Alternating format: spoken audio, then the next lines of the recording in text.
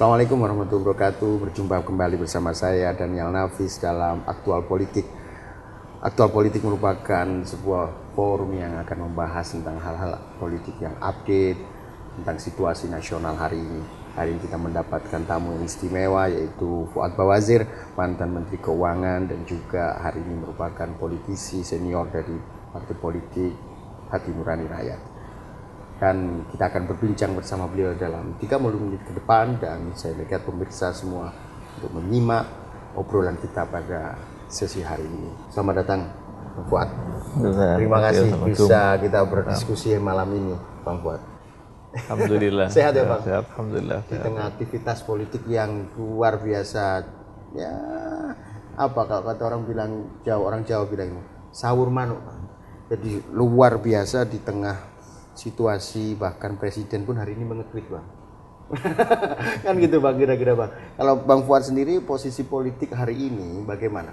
Di tengah semua berbincang 87% hasil survei terakhir tidak percaya pada partai politik. Dan Bang Fuad hari ini duduk di salah satu eksekutif nasional di partai politik. Dia bisa difahami kalau aspirasi rakyat itu banyak yang tidak menyukai atau tidak mempercayai partai politik. Yep. Karena penguasa negara sekarang ini atau para penyelenggara negara, pemerintah, DPR itu semuanya adalah lahir dari partai politik. Semuanya produk dari partai politik. Sedangkan prestasi mereka pada umumnya masih sangat mengecewakan di mata rakyat dalam berbagai macam hal, khususnya untuk mensejahterakan rakyat itu masih jauh. Selalu rakyat itu diberi pukulan bertubi-tubi dengan berbagai macam pengalaman ya, pahit yang dihadapinya. Misalnya harus antri BBM, antri di jembatan, jalan yang rusak. Ini jadi kesusahan yang diberikan kepada rakyat yang terasa sehari-hari. Ya, menghadapi Lebaran misalnya yang merupakan hari berbahagia, biasanya kesulitan transportasi atau transportasi tiba-tiba menjadi mahal. Iya, betul. Terus di jalan bisa 24 jam, ada yang sampai 2 hari. Artinya terjadi ketimpangan luar biasa. Ketimpangan, kesusahan, politik perut ini hidup tidak terpenuhi ya Bang ya. Tapi satu sisi tiap hari para politisi selalu mensajikan korupsi dan sebagainya. Jadi ada kontradiksi-kontradiksi. Di lain pihak sementara yang sedang menikmati perjuangan hidup yang sangat menyusahkan sehari-hari itu, dari mulai kena harga cabai, harga bawang, harga semuanya itu rakyat itu punya bertubi-tubi dihajar dari waktu ke waktu, ya, dengan antrian, dengan berbagai macam kagetan-kagetan, ada ujian yang pakai tiba-tiba tidak siap dan sebagainya. Tidak pernah pemerintah 1 minggu boleh dibilang yang tidak nyusahin rakyat, yang tidak memberikan pukulan atau problem kepada rakyat. Ya, sementara yang lebih repot lagi, fungsi pemerintah hadir untuk melakukan perlindungan. Sebaliknya kan harusnya memfasilitasi, mensejahterakan, melindungi, mengamankan dan sebagainya. Hampir itu tidak begitu terwujud, tetapi yang paling menyedihkan itu pemerintahnya sendiri merasa pemerintahan yang hebat, yang sukses, yang luar biasa. Jadi ya sebetulnya agak aneh juga. Makanya saya bilang, ini yo memang banyak orang yang kelihatannya orangnya masih sehat, tapi saya kira kurang waras sehatnya gitu. Jadi sehat tidak waras, akhirnya dia tidak bisa, ada gap apa yang dirasakan dan dipikirkan oleh rakyat dengan apa yang dirasakan dan dilihat oleh para penguasa. Social gap, ya kata kuncinya. Iya. Terjadi social gap antara elit penguasa, pemerintah dalam hari ini yang harusnya melakukan perlindungan total terhadap hak-hak rakyat. Pemerintah merasa itu gagal, pemerintah merasa sukses. Pemerintah merasa ini ekonomi susah, pemerintah merasa ini luar biasa suksesnya. Ini ada hal yang luar biasa, maka saya bilang ini luar biasa di perbedaan. Pemerintah merasa memuja-muji dirinya tidak habis-habis, bahkan sering menyitir luar biasa kagum pada kita, luar biasa memuji kita. Yang penting kan rakyat itu sendiri itu ternyata merasakan ada kesulitan. Ya. Jadi inilah yang saya bilang ketimpangan yang luar biasa. Barang yang sama, si pemerintah merasa dirinya itu hebat, memuji-muji dirinya sendiri, narsis betul. Di lain pihak rakyat itu berasa sedang dibikin susah oleh pemerintah. Sebab orang banyak bilang, teoritis ini kalau nggak ada pemerintah hidup kita itu bisa lebih baik. Iya betul. Karena kehadiran itu ya. Karena pemerintah itu sering lebih menonjolkan gangguannya, apalagi bagi pengusaha terus terang. Apalagi bicara pengusaha itu, wah pemerintah itu kalau nggak menggunakan hak ganggunya saja kita udah nyaman nih. Buru-buru membantu kayak di banyak pemerintah di negeri lain yang memfasilitasi ini itu. Di sini itu kebanyakan mengganggu. Nggak ganggu saja kita sudah syukur. Dan dibalik itu terus terang aja, mau disangkal kayak apa itu hasil survei. Kalau pengusaha ngerasain itu di mana-mana itu instansi itu adalah tukang pala. Apa Bang penyebab? Apa kalau saya melihat satu sisi apakah karena pemerintah tidak hadir, karena ketidakmampuan? Ya, atau apa ya? Ketidakmampuan. Betul. Pemerintah itu. Sistemnya partai politik itu tadi, partai politiknya bermasalah. Prosesnya melahirkan penyelenggara negara ini, pemerintah maupun DPRD-nya itu prosesnya bermasalah, yang lahir adalah pemerintahan yang bermasalah. Jadi istilahnya sudah cacat dari mulai ibunya cacat, proses melahirkannya itu cacat, misalnya pemilu dan sistemnya itu, yang lahir itu anak-anak yang cacat. Jadi memang pembenahannya memang bersih dari itu. Kalau yang lahir kayak begini modelnya ya susah juga ya. Nggak ada perbaikan yang nyata gitu, yang bisa diharapkan.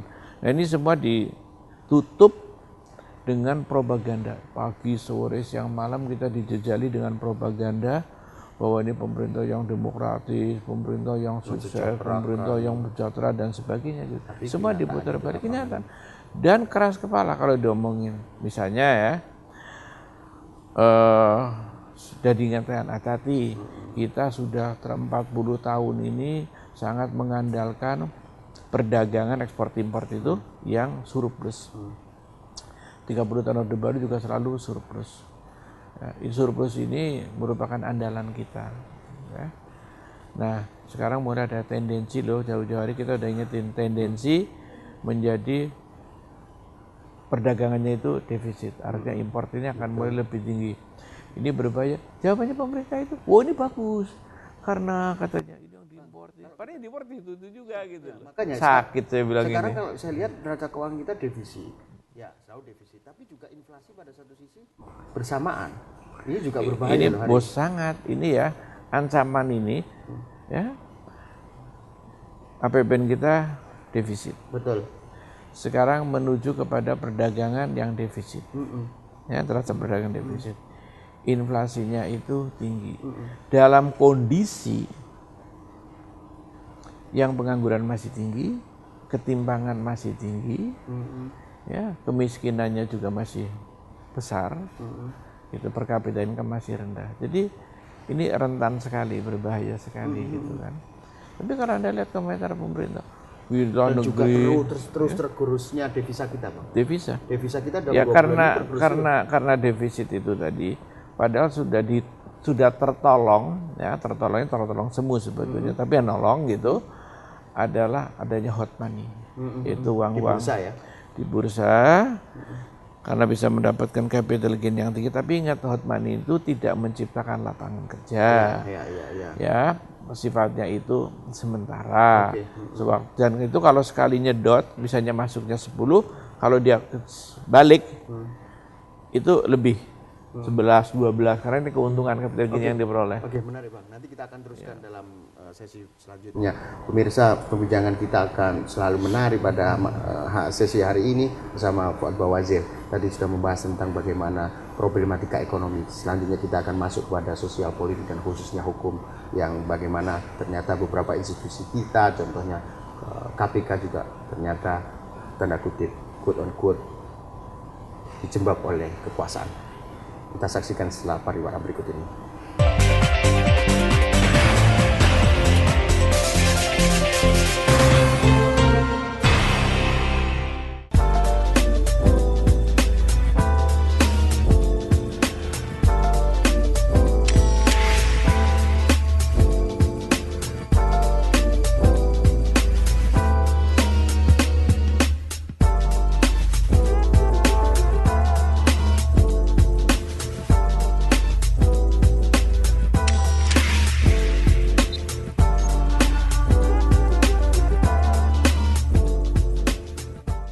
pemirsa, kembali lagi di dalam Aktual Politik bersama Fuad Bawazir. Bang Fuad, dalam sesi pertama kita membahas tentang secara umum tentang politik khususnya ketidakpercayaan publik terhadap partai politik, ketidakpercayaan terhadap pemerintah, social gap yang terlalu tinggi, ekonomi yang juga mengkhawatirkan.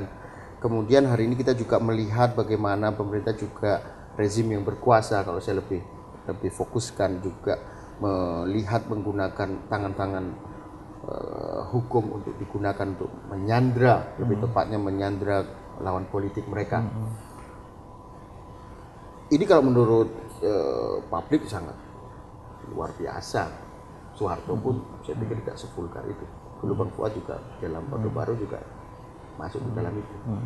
Gimana Bang Fuad melihat contohnya KPK misalnya hari ini?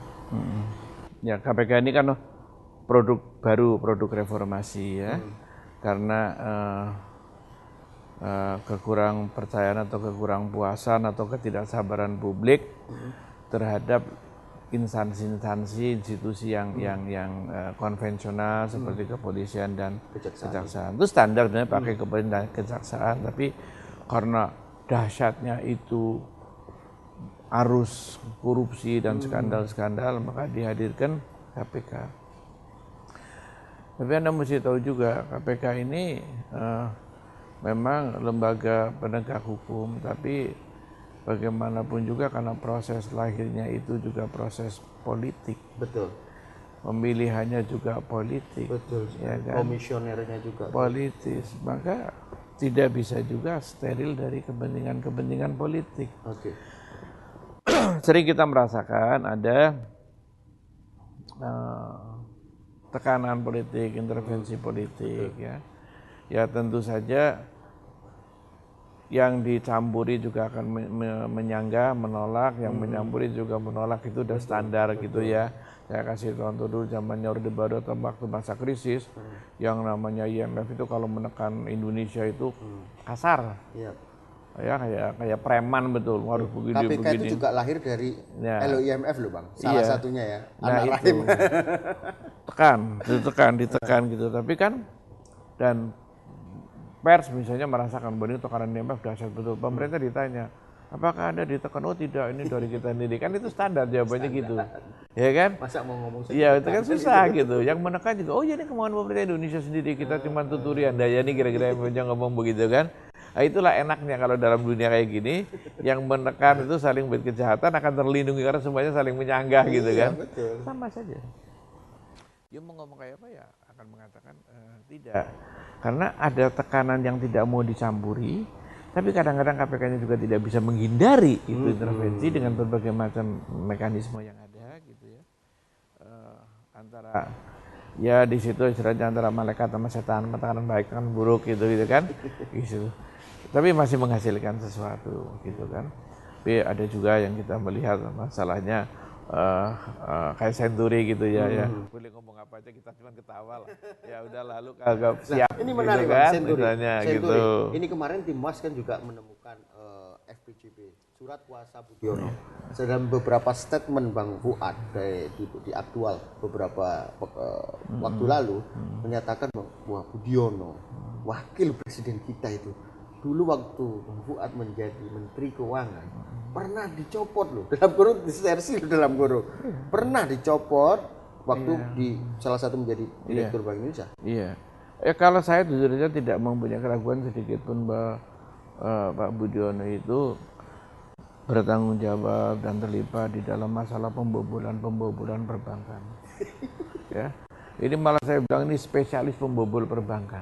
Spesialis. Ibarat itu residivis. Ibaratnya ya residivis untuk pemain perbankan.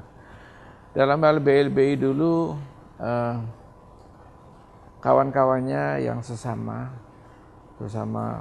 Dewan Gubernur, itu istilahnya zaman dulu dengan Dewan Direksi gitu. Dewan Direksi. Itu sama dengan Dewan Gubernur sekarang.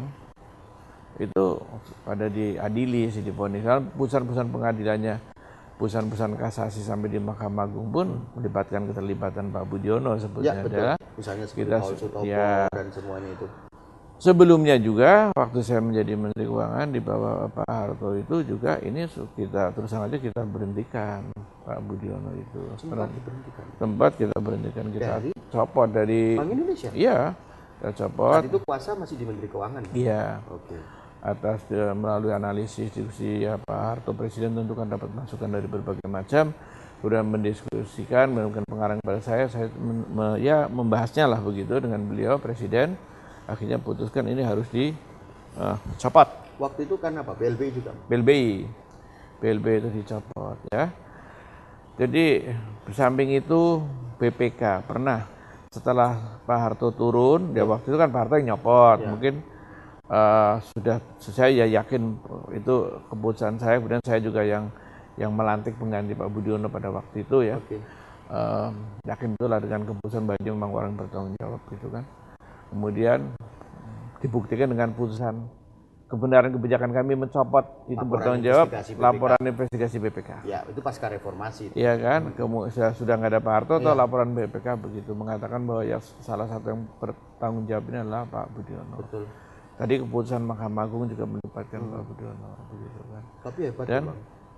Tapi sudah terlibat kayak itu, teman-temannya sempat pada masuk penjara begitu, malah jadi presiden. Ini kan mesti kita perlu tanda tanya kan. Enggak, kan di zaman Megawati juga Pak Budiono jadi Menteri Keuangan. Iya itu dia. Kan hebat Bang. Iya itu dia kan. Ini kan ada apa gitu kan, aneh gitu kan, sponsornya, petitipannya, tenaganya dari mana begitu kan. Yang musiknya udah pada diparkir begitu dengan teman-teman kolehannya itu, ini malah menggeliat terus ya biarlah orang membatas sendiri-sendiri gitu kan. Itu proses BLBI. Nah sekarang saya coba ingin masuk lagi kepada yang sekarang ramai tentang SKL.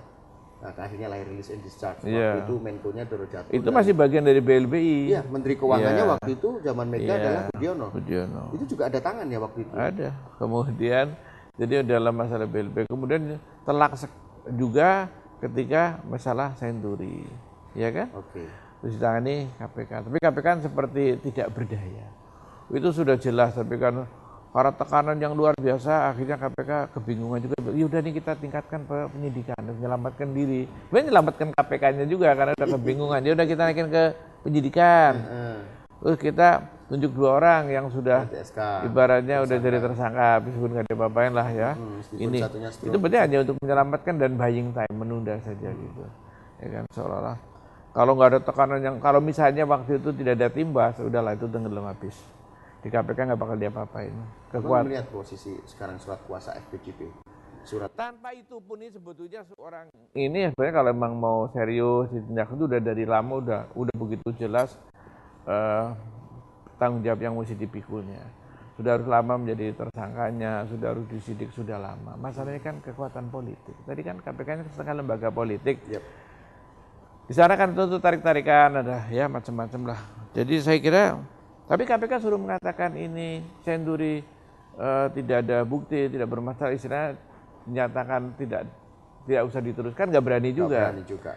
Jadi yang ada itu sebetulnya saya bisa memaklumi juga, ini tidak punya cukup nyali, mau menunda sampai nanti ganti rezim. Iya, itu sebenarnya mau menunda ganti rezim. Kita akan teruskan Bang Fuad. Pemirsa, menarik sekali perbincangan kita hari ini tentang bagaimana Bang Fuad menyatakan secara vulgar bahwa Wapres kita itu mantan residivis. Tapi tentunya akan kita lebih dalam lagi setelah sesi terakhir berikut ini. Dalam hal pembobolan perbankan. Khususnya pada pembobolan perbankan. Iya, ibaratnya pemirsa, begitu. tetap stay tune di Aktual Politik.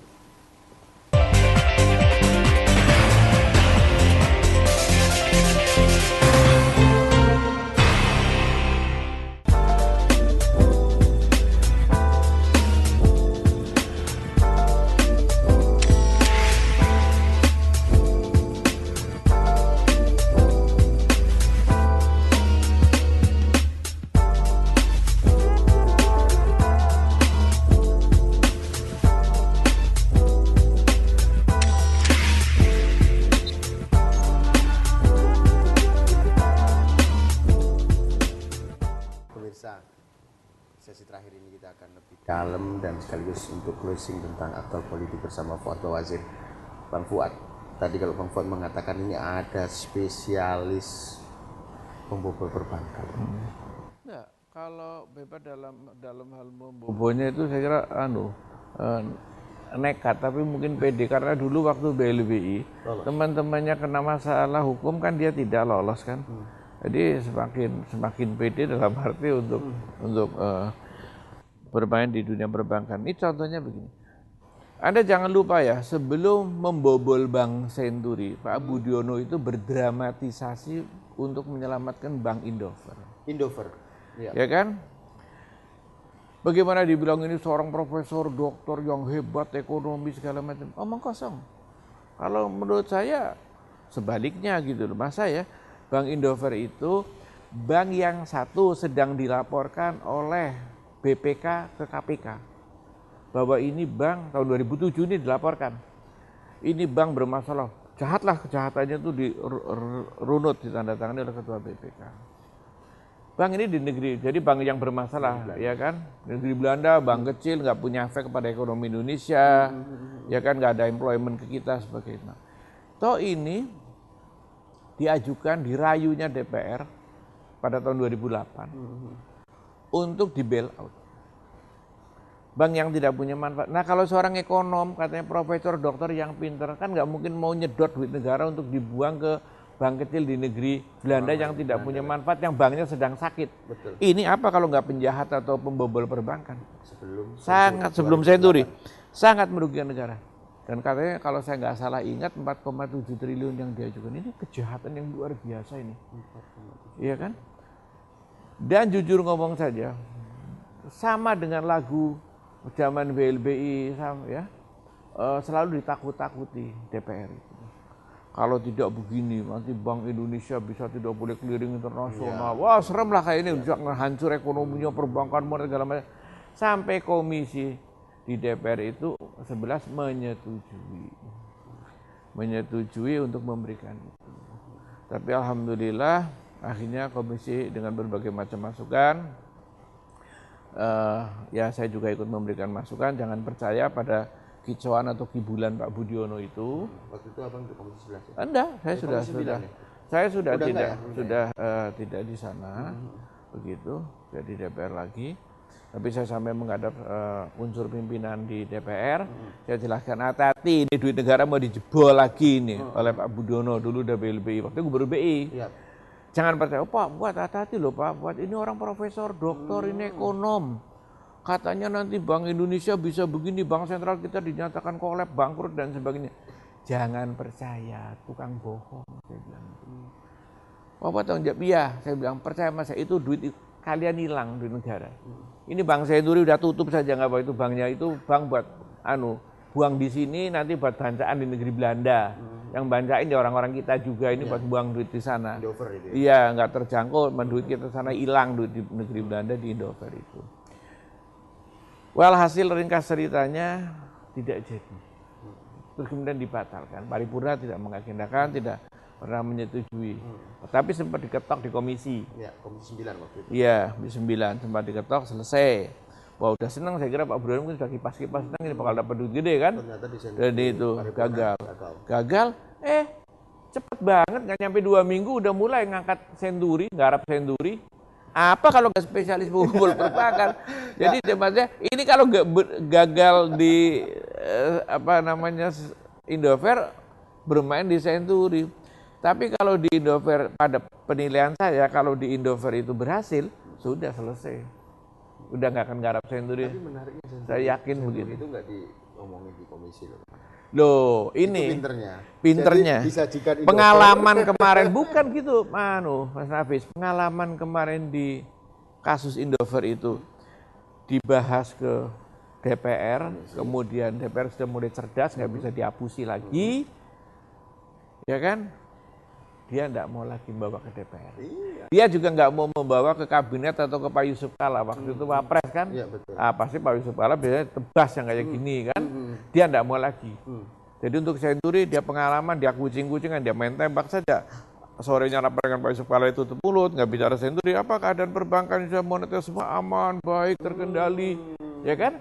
Dia tutup. Ini penuturan Pak Yusuf Kalla ya? Oh iya, memang datanya begitu, pernah saya sampaikan juga. Jam 4 sore itu rapat masih bilang nggak ada masalah.